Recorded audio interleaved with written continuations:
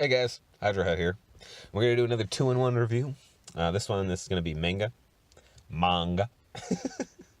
So the reason I'm doing 2-in-1 is because, well, you'll see. So let's talk about My Hero Academia first. This is the volume 2. I mainly honestly got into these because #1 Marmaduke fan. I mean, a lot of people have been talking good about him. A lot of people have been trashing the shit out of him because they don't like the main character too. I thought the manga's great. The manga's great. I have not watched the anime. I don't know. I'll get around to it. Reading this first. These are good. Second volume, great. Obviously picks up right where the last one left off. We actually get to see some villains in this. The villains look so cool in this too, and they're so dark and evil, and it's solid. We also get to see some of the kids flex their powers, and then also realize that, yeah, maybe they're not quite as strong as they thought. Ends on a big cliffhanger, of course, involving Wall Might. But I don't want to get too much into it, because really all I have is positive things to say. So that's one reason why we're just doing a quick one. Definitely keep recommending My Hero Academia. It's staying good, at least for volume 2. Obviously, I'm way behind, but I don't care. The other one I want to talk about is Kuro Zakuro. This is cool. It's also a shonen, which I didn't realize. Story and art is by Yoshinore Natsume. What it's about is these things called demon seeds. So our main character is this like effeminate, happy kid. He gets the shit bullied out of him all the time, but he's got a positive outlook, and he just doesn't want people to get mad or hurt. The reason he doesn't fight back is because he realizes how bad it hurts to get hit, and he doesn't want to put somebody else through that kind of pain. So he'll just get his shit kicked out of him, and then just smile and apologize to the people. And there's this girl that, like, is in love with him because of how sweet he was when they were kids, but she can't stand what a little spineless pussy he is, so she'll stick up for him, and then she freaks out on him. Like, there's one scene at the beginning where he's just getting his ass beat by these kids, and he apologizes to him, and then she shows up and backhands one of them, starts defending him, and then the kids start beating her up. So he, like, doesn't really defend her. He just gets in the way of the hit and pisses them off bad enough that they revert their anger back to beating him, and then they leave, and then she just freaks out on him, backhands him, and leaves, and he's just like emotionally crushed. So he goes basically just out into this grassy field and is just eating lunch, thinking about how shitty he is at being a human. And there's this cat off in the distance playing with some sort of weird ball, and it's like batting back and forth, batting back and forth, batting back and forth.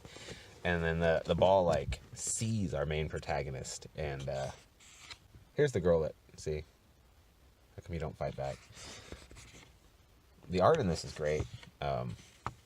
Of course, manga grayscale.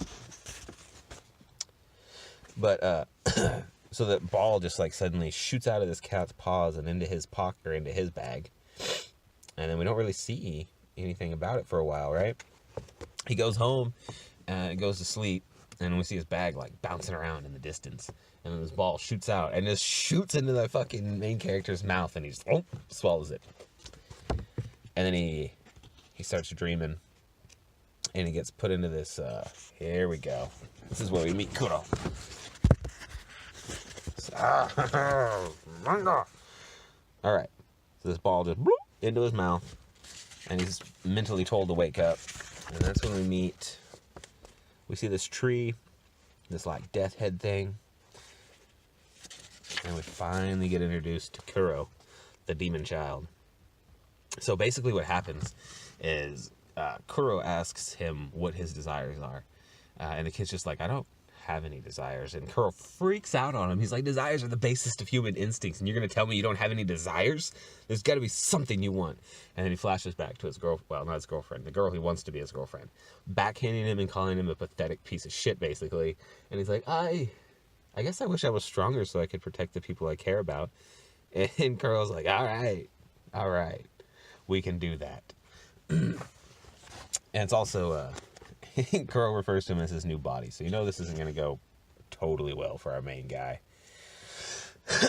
The only deal is that Kuro wants him to fill this tree with flowers. Seems pretty harmless, right? So after our boy wakes back up, he's kind of remembering the dream. He realizes that he no longer needs his glasses anymore. It's a pretty common anime trope when somebody gets turned better. Even happened in Spider-Man. Anyway, so he realizes he doesn't need his glasses anymore. He thinks it's kind of weird, but he's not really focusing on it. He snarfs down food, which is not normal for him. He's usually very rarely eats, and his parents are like, what's going on? But still, for the most part, everything's pretty normal. Then he goes into school, accidentally tears down something that these guys put up, and the same bullies decide to start fucking with him again.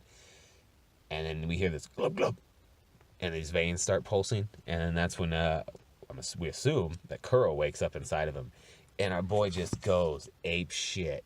He beats the hell out of these guys, and he's just bashing their heads against the wall. And he's basically, when he's all done, he's just standing in this pile of bloody and broken kids. And the girl he likes comes around the corner, and he's just like, look what I did. I got mad. And she slaps him and tells him he's not who she thinks he is, and then storms off, and he's super confused. But as it continues on, we find out that these demons actually eat people. And he's getting all these base urges to just cannibalize everybody around him. He almost kills his sister. He starts freaking out and not understanding why. And then he meets some random dude who's wearing a bell. And, well, he meets another ogre or demon.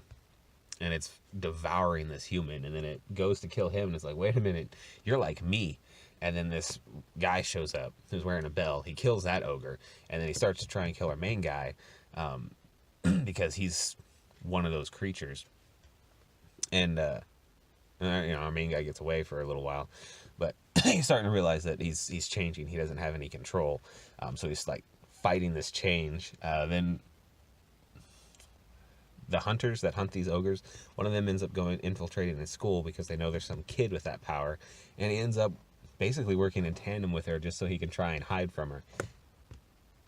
It's good. I really like Kuro Zakuro. It only goes 7 issues. I'll be getting the rest of them eventually. But I think this is really good. I'm surprised I haven't heard more about it. Maybe it suddenly takes a huge left turn, but as is, liking it. Check it out, guys. All right. That'll be it for now. Hell Hydra, baby.